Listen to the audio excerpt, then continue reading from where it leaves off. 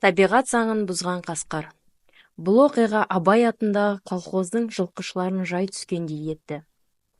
Июнь айының басында жайрап қалған құлынды көріп, қиялдары сансаққа жүгіріп, ой шырмауында болды.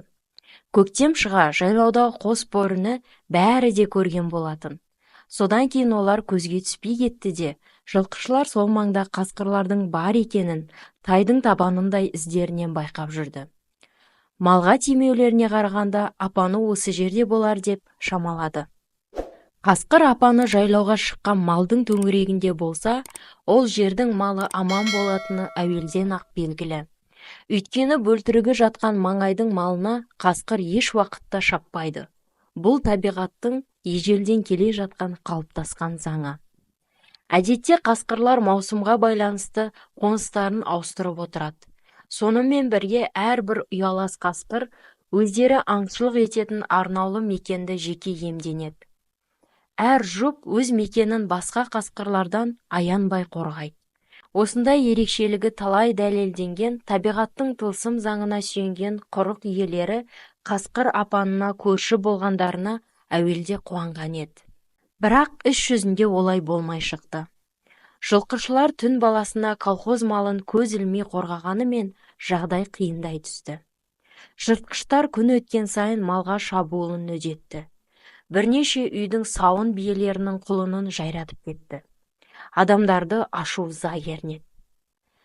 Қарт жылқышы, кәнігі аңшы Сиқымбай Есенбаев, аңшы досы орынбасар Әсейітовпен ақылдасты. Бар жайды баяндай келіп: мұндай алып қасқырды өмірімде бірінші рет көрдім. Төбеті ақшыл сұр, көкжал нағыз арлан, ал қаншығы төбетінен де үлкен, нағыз барыс өзі. Июнь айының басында елең алаңда борлы асуына қарай кеткенін көрген. Соңғы кезде көзге түспей жүр. Ұрланып өз қорасына шабуды әдетке айналдырып алды. Бұл әсте тегін емес. Олар табиғат заңын бұзбауы тиіс еді. Оларға бір себеп болған. Ел болып енді жауыздарды құртпасақ, күндіз күлкіден, түнде ұйқыдан қалдық деп бір тоқтады. Ойластыра келе, үлкен дайындықпен қос аңшы тамақтары мен қақпандарын қоржындарына салып алып, қасқырдың көзін жоюға аттанды. Олар апта бой қасқырдың апанын таппай шарқ ұрды.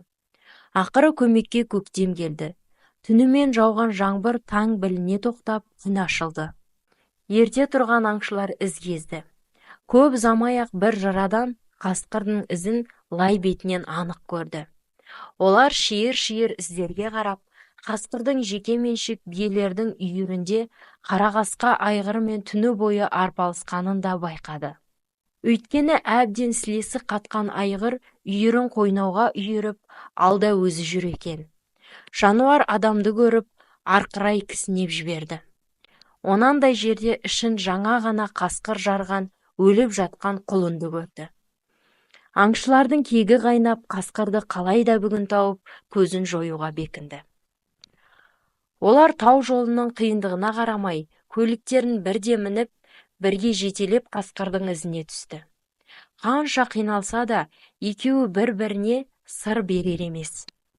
Қасқыр ізі терең шатқалды, борлы сайының қалың ағашты арнасына алып түсті оларды. Сай табанына жақын ақ шоқы тастың астындағы арша тұтасып, шабағы жүндей болып үйісіп қалған екен. Іс соның ішіне кіріпті.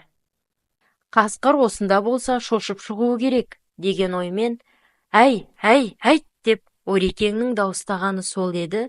Тас түбінен қалың аршаны сатырлатып, бір алып қасқыр атып шықты. Неге келдіңіздер? Дегендей сес көрсетіп қалшиып тұрып қалды. Ақсұр омырауы әлігі құлынның қанына малынып, қызыл қоңыр түске еніпті. Қасқағым сәттен соң қорқу деген ойына кіріп те шықпастан, жай ғана салпаң жүгіріспен тау бетіне қарай тіке тырмысып, өрлей жөнелді.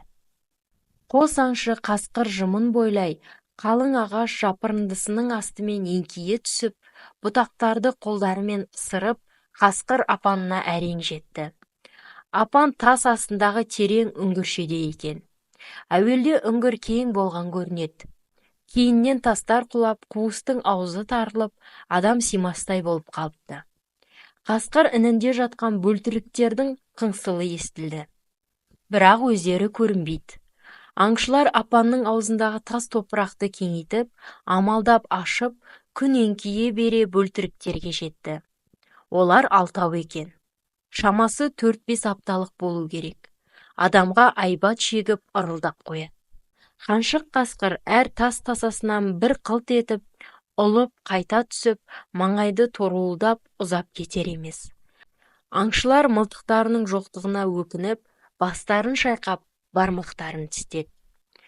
Қарсы беткейдегі қалың жыныс арасына құлдилап келіп, қонып жатқан құзғын қарғаларға қарап тұрған Орынбасар: «Тағы да бір малды өлтіріпті-ау», деді. «Барып көріп келші», деген сөзбен Орынбасар біраздан соң қайтып келді де, жыныстың арасында жараланған арлан қасқырдың өліп жатқанын және шамамен 10 шақты күн екенін: деді Сиқымбай. «Қасқыр неге табиғат заңын бұзды, апанның айналасына неге шабуыл жасады десем, амалсыздан ауыз салған екен ғой. Арланы өлген қаншық алысқа ұзап кете алмай, бөлтіріктерін басқа жыртқыштардан қорып, көршіге қол салғаны сол екен», деді Орынбасарға. Ол да осы ойда еді. Енді бөлтіріктерінен айырылып, жалғыз қалған қаншық ызалана жынданып жылқыға тиісуі мүмкін. Малды топтап, күзетті күшейту керек. 1-2 күн амалдасақ, қарайлайтыны қалмаған соң, оның өзі-ақ бұл жайлаудан безіп, қонысын аударады, деді Орынбасар өз ойын түйіндеп. Шынында да аңшының айтқаны келді. Қаншық қасқыр содан бері көрінбей кетті. Кәнігі аңшылардың айтуларына қарағанда, ол өз қонысын басқа жерден тапса керек.